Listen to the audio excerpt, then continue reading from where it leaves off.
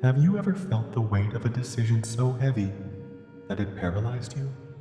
A choice so significant that every possible outcome seemed to tear at your heart?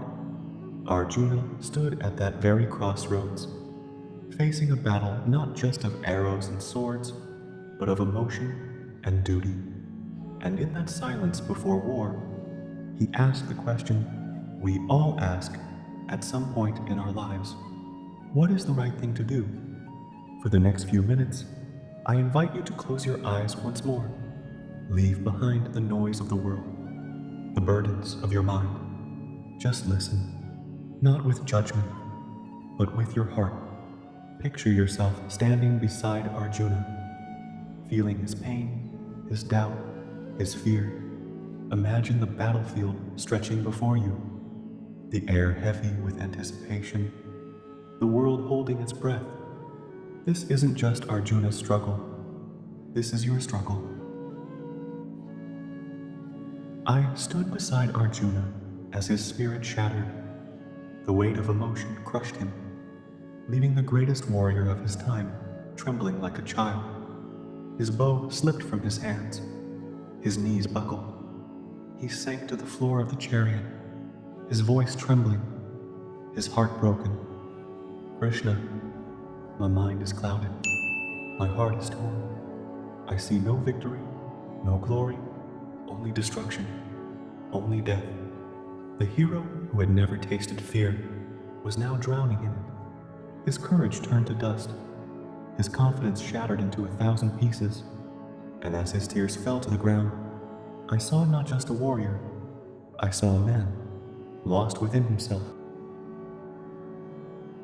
Arjuna's heart was trapped, not by the enemy before him, but by the love he held within, his family, his teachers, his friends.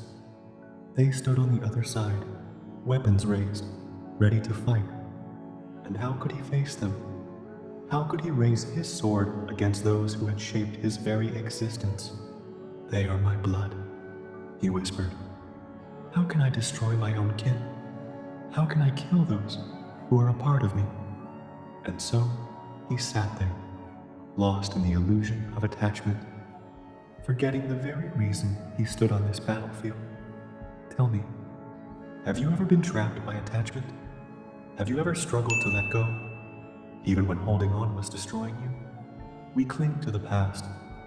We cling to people, to memories, to pain. We hold on, thinking it is love, thinking it is loyalty.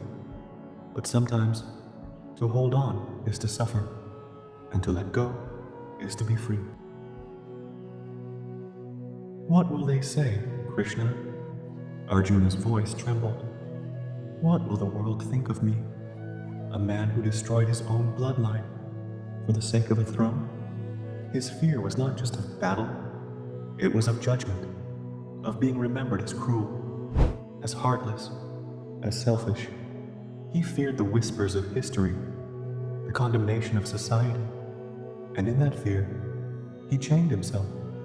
How often do we do the same?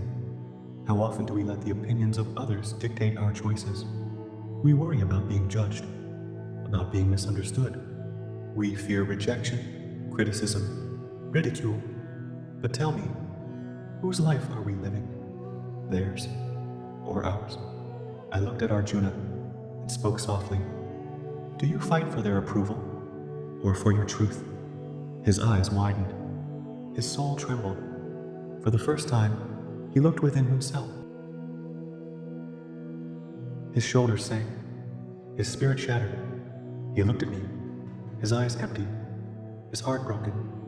I am lost, Krishna. I do not know what is right or wrong. I cannot see the path before me. I am drowning. Save me.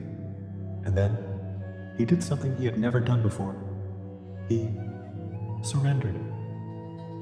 He let go of his pride. He let go of his fear. He let go of everything he thought he knew. And with folded hands he whispered, I am your disciple. I am your servant. Guide me. Show me the way. This was the turning point. Not in the battle outside, but in the battle within. The moment a warrior became a seeker. The moment pride gave way to humility, the moment doubt transformed into faith. And as I looked at him, I knew this was why we were here. This was why the universe had brought us to this battlefield. Not for war, not for bloodshed, but for this moment of awakening. The world grew silent. Time itself seemed to pause. The sun stood still. The wind held its breath. Even the battlefield, with its countless warriors, faded away. In that sacred silence, I spoke. You grieve for those who should not be grieved. Yet you speak words of wisdom. The wise do not mourn the living or the dead. Arjuna looked at me, his eyes wide, his heart trembling. What do you mean? You see the body, but not the soul. You see death, but not eternity. You see pain, but not liberation. You see illusion, but not truth. He was stunned. His world shattered. Everything he had believed in, everything he had known, suddenly felt like an illusion. You fear loss. You fear death. But can you lose that which is eternal? Can the soul ever die? In that moment, his mind opened. The seed of wisdom was planted, and thus the Bhagavad Gita was born. Not in a temple, not in a forest, but on a battlefield, within the heart of a broken warrior. This is where chapter 1 ends, but the journey is just beginning. Arjuna's dilemma is not just his own, it is the human dilemma. It is the struggle between duty and emotion, love and truth, fear and wisdom. But remember, every end is a new beginning. Every collapse is a chance to rise stronger. Just as Arjuna surrendered his doubts, his fears, his ego, so must we. Because only in surrender can we receive wisdom. Only in humility can we find strength. Only in letting go can we be truly free. The next chapter will unveil the answers to life's greatest questions. It will reveal the wisdom that has guided souls for centuries. Are you ready to receive it? The journey continues. If this spoke to your heart, if it stirred something deep within, don't walk this path alone. Join us on this journey of wisdom and awakening. Comment to share your thoughts and reflections. Share it with those who need to hear this today. The Battle of Kurukshetra was not just fought on a field. It is fought within each of us, every single day. Stand strong, seek wisdom, and awaken the Arjuna within you. The next chapter awaits.